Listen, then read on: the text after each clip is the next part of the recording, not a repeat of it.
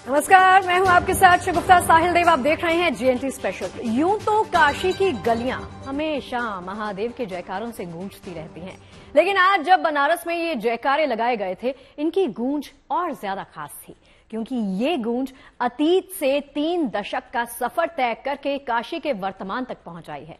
कल कोर्ट के फैसले के बाद देर रात ज्ञानवापी के व्यास तहखाने को पूजा अर्चना के लिए खोल दिया गया। देर रात तहखाने में विधि विधान के साथ पूजा की गई। वाराणसी पुलिस प्रशासन ने व्यास जी के तहखाने को खोलकर पूजा पाठ करवाया। आइए आपको सिलसिलेवार ढंग से बता देते हैं कि आखिर ज्ञानवापी के व्यास तहखाने में कल रात से अब तक क्या कुछ हुआ।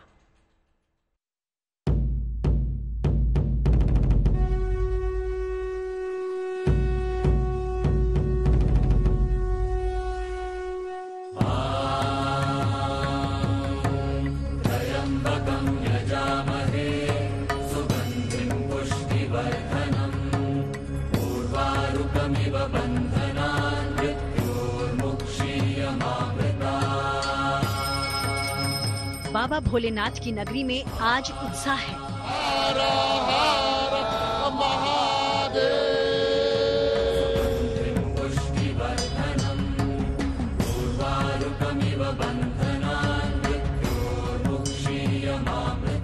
तीस बरस बाद काशी के शिव भक्तों को ये सौभाग्य मिला है।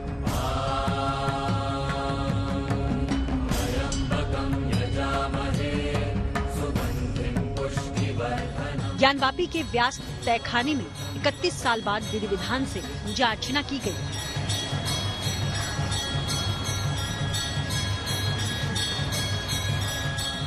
पूरे 31 साल बाद ज्ञानवापी परिसर का ये हिस्सा पूजा की घंटियों और मंत्रों की ध्वनि से गूंज उठा।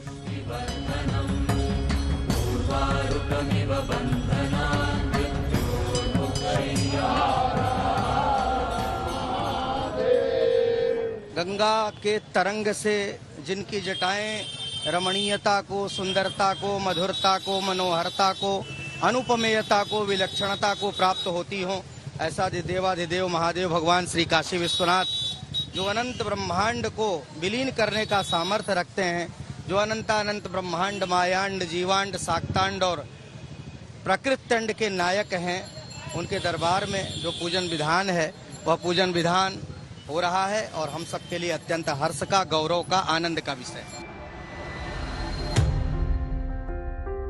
वाराणसी जिला जज अजय कृष्ण विश्वेश की अदालत में बुधवार की दोपहर लगभग 3 बजे ज्ञानवापी परिसर के व्यास तहखाने में पूजन करने का आदेश दिया गया और कुछ ही घंटों के भीतर आधी रात को ही दर्शन के लिए हाथों में पूजा की टोकरी थामे भक्तों की कतार लग गई। रात करीब 10 बजे डीएम और डीआईजी समेत जिला प्रशासन और पुलिस के कई अधिकारी अदालती आदेश के अनुसार तहखाने में पूजा अर्चना की व्यवस्था दुरुस्त करने में जुट गए थे। इस दौरान तहखाने की बैरिकेडिंग हटा दी गई, लेकिन परिसर के चारों ओर पुलिस सुरक्षा का घेरा बढ़ा दिया गया।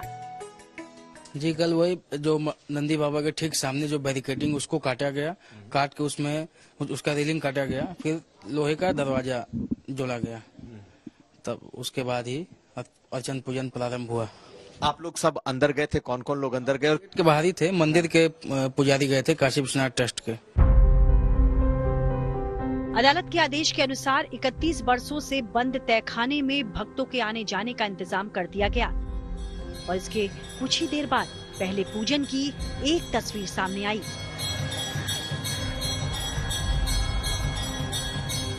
इस तस्वीर में दिख रहा है कि पुलिस वालों की मौजूदगी में तहखाने के अंदर काशी विश्वनाथ ट्रस्ट के पुजारी अपने आराध्य की पूजा अर्चना में जुटे हुए हैं। 31 बरस बाद भोलेनाथ के भक्तों को जैसे ही ये सौभाग्य मिला, उनके चेहरे खिल उठे।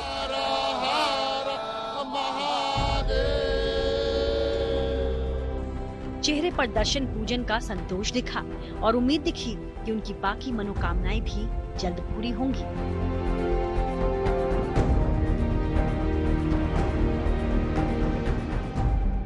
आज एक बहुत ही अद्भुत दिन है बाबा का, जो आज रात में पूजा पाठ भी यहाँ हो गया कोर्ट के आदेश द्वारा कि 7 दिन में करना। 7वें दिन तो नहीं, पहले ही दिन बाबा का हमारे पूजा हो गया। ये हम लोग की बहुत बड़ी जीत है। इतना अच्छा दिन है, जो 31 साल का जो रुका हुआ था पूजा, ब्याज का तखाना आज खुल गया, गेट लग गया। बता दें कि व्यास तहखाने में लगभग आधे घंटे तक ये पूजन चला। पूजन से पहले पूरे तहखाने की पंचगव्य से शुद्धि की गई थी। इसके बाद षोडशोपचार पूजन हुआ, जिसके तहत गंगा जल से वहां मौजूद मूर्तियों का शुद्धिकरण किया गया। मूर्तियों को पंचगव्य से स्नान कराया गया। इसके बाद देवता महागणपति का आह्वान किया गया। फिर सभी विग्रह को चंदन, पुष्प, अक्षत, धूप, दीप, नैवेद्य चढ़ाया गया और आरती की गई। बताया जा रहा है कि व्यास तहखाने में इस दौरान 5 से 6 विग्रह का पूजन हुआ। इनमें 2 से 3 शिवलिंग, हनुमान, गणेश जी की प्रतिमा और एक देवी प्रतिमा भी शामिल थी। बताया गया है कि वर्षों से बंद व्यास तहखाने में अब नियमित रूप से सुबह और शाम पंचोपचार पूजन किया जाएगा। 5 आरती है, सुबह की मंगला आरती, दोपहर की भोग आरती, शाम की सप्तऋषि आरती, रात की श्रृंगार आरती और शयन आरती। जो भगवान विश्वनाथ का विधान है वही विधान यहाँ पर होगा। ट्रस्ट के पुजारी माधव दत्त त्रिपाठी ने भरोसा दिलाया कि अदालत के फैसले के बाद अब आगे पूजा भव्य तरीके से की जाएगी। कि कल कोर्ट की ऑर्डर की कंप्लायंस में राज्य सरकार ने वहां पे कोर्ट की ऑर्डर को कंप्लाई कर दिया है और बैरिकेडिंग से एक गेट बना दिया गया है और वहां पे जो देवी देवता विराजमान थे उन देवी देवताओं को पुनः स्थापित करके वहां पे पूजा पाठ नित्य चालू कर दिया गया है। तो आज की जो वस्तु स्थिति है वो ये है कि व्यास जी के तहखाने में नियमित पूजा पाठ शुरू है।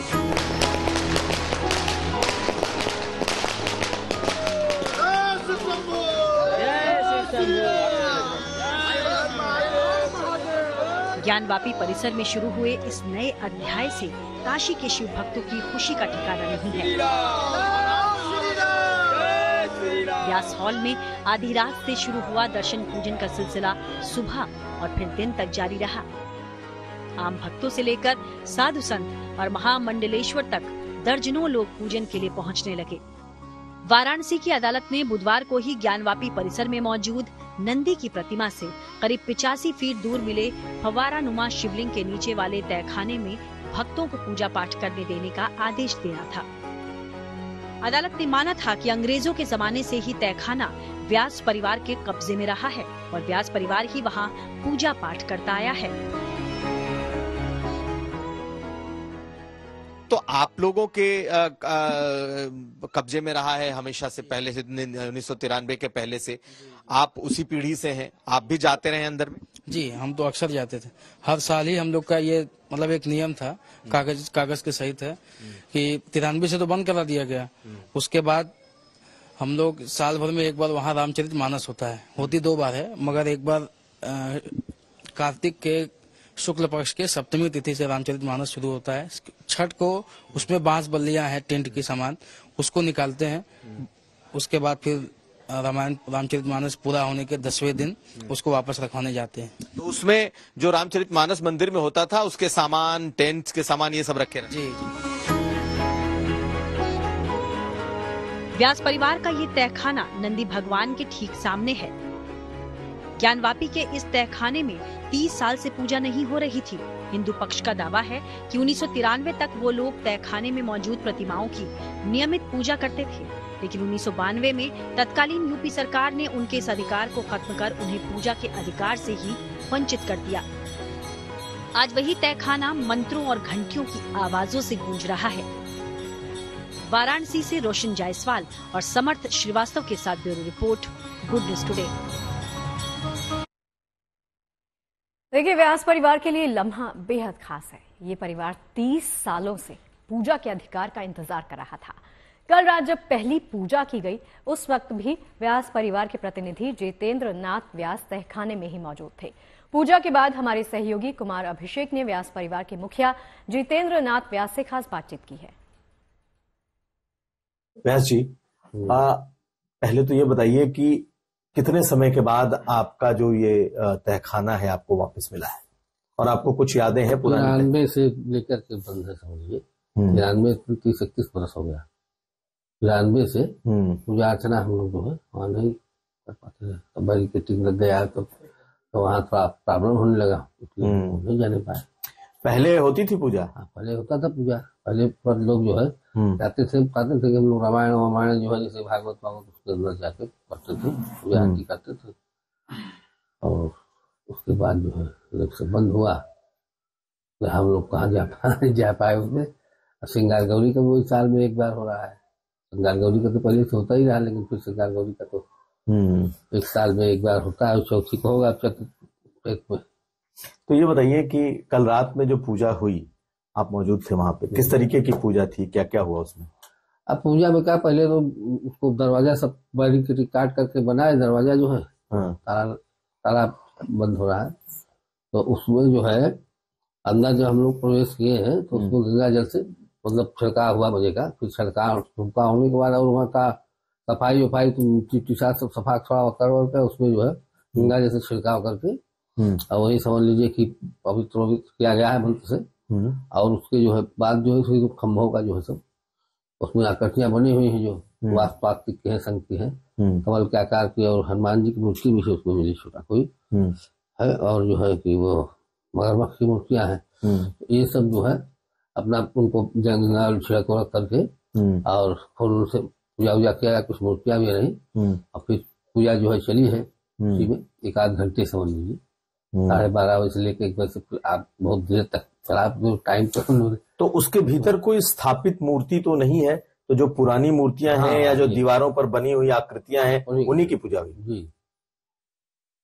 और स्थापित तो कोई मूर्ति है नहीं। अब जो निकले हैं इसी का जो पूजा हुआ है, जिसको पवारा बताते हैं। तो अब तय खाने में उसी तो पूजा होता था। अब पहले तो जो है रामायण समायण भागवत ये सब होता था, खुदाई निकली मूर्तियां। तो अभी तो बहुत मूर्तियां निकलेंगी, अभी जो खुदाई होगा तो अभी तो पीछे का इतना भारी तय खाना है, बहुत अवशेष निकले ही। तो मंदिर है तो अवशेष निकलेगा ही मंदिर का ही। और ये सब किए क्या है, मंदिर को तोड़ करके जो है कि उसके ऊपर मस्जिद खड़ा किए है, और है तो पूरा मंदिर ही नीचे, वो अस्तित्व तो है ही है उसका।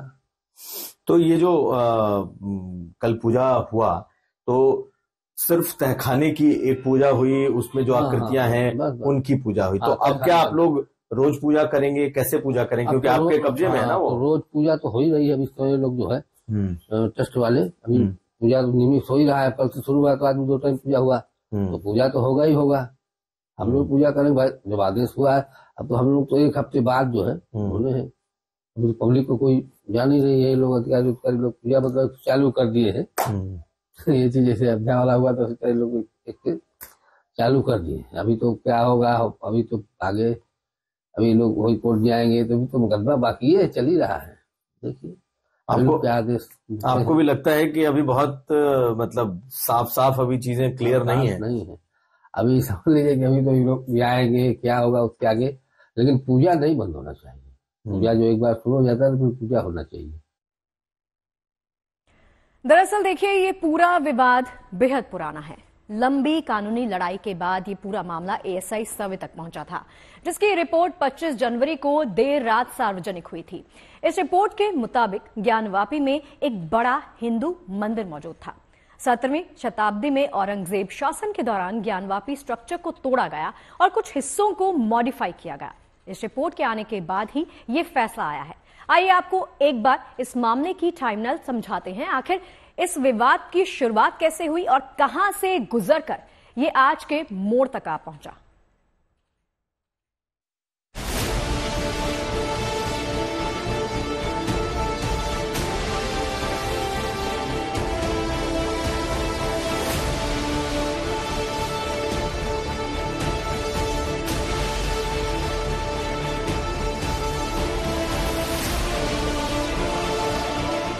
जिस ज्ञानवापी को लेकर 2 पंथ दशकों से न्याय की चौखट पर एक दूसरे के सामने खड़े हैं, उसका इतिहास शताब्दियों पुराना है।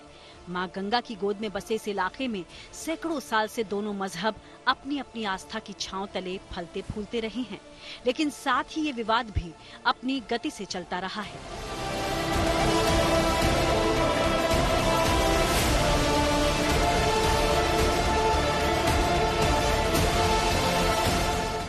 दशकों से चले आ रहे इस कानूनी विवाद में एक बेहद अहम मोड़ आया साल 2021 में, जब वाराणसी जिला अदालत में 5 महिलाओं की तरफ से इस मामले को लेकर एक नई याचिका दायर की गई। इन महिलाओं ने अपनी याचिका में ज्ञानवापी परिसर में मौजूद श्रृंगार गौरी मंदिर में पूजा और भोग लगाने की इजाजत मांगी थी। पहले वाराणसी जिला अदालत और बाद में इलाहाबाद हाईकोर्ट में मामला चला और बात एएसआई सर्वे तक पहुंची। एएसआई की तरफ से किए गए इस सर्वे की रिपोर्ट इसी 25 जनवरी को सार्वजनिक हो गई। एएसआई ने रिपोर्ट में लिखा कि ज्ञानवापी में एक बड़ा हिंदू मंदिर मौजूद था। 17वीं शताब्दी में जब औरंगजेब का शासन था, उस वक्त ज्ञानवापी स्ट्रक्चर को तोड़ा गया, कुछ हिस्सों को मॉडिफाई किया गया, मूल रूप को प्लास्टर और चूने से छिपाया गया। 839 पेज की इस रिपोर्ट में एएसआई ने परिसर के प्रमुख स्थानों का जिक्र किया और मंदिर होने के 32 से ज्यादा प्रमाण मिलने की बात भी कही। एएसआई रिपोर्ट के अनुसार मंदिर में पहले एक बड़ा केंद्रीय कक्ष था, जो अब मस्जिद का केंद्रीय कक्ष है। यहाँ सजाए गए मेहराबों के निचले सिरों पर जानवरों की आकृतियां थीं, जिन्हें क्षतिग्रस्त कर दिया गया था, जबकि गुंबद के अंदरूनी हिस्से को ज्यामितीय डिजाइनों से सजाया गया था। केंद्रीय कक्ष का मुख्य प्रवेश द्वार पश्चिम से था। इसे पत्थर की चिनाई से बंद कर दिया गया था। इस प्रवेश द्वार की चौखट पर उकेरी गई किसी पक्षी की आकृति के अवशेष पाए गए। मंदिर के केंद्रीय कक्ष के उत्तर, दक्षिण, पूर्व और पश्चिम में भी कम से कम एक कक्ष था।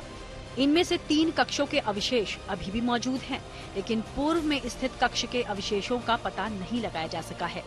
पश्चिमी कक्ष का पूर्वी आधा भाग अभी भी मौजूद है, जबकि पश्चिम का आधा हिस्सा नष्ट हो चुका है। सर्वे के अनुसार पश्चिमी दीवार पहले से मौजूद मंदिर का हिस्सा है। एएसआई के मुताबिक मंदिर के खंभों में बदलाव किया गया, जो मूल रूप से हिंदू मंदिर का हिस्सा थे।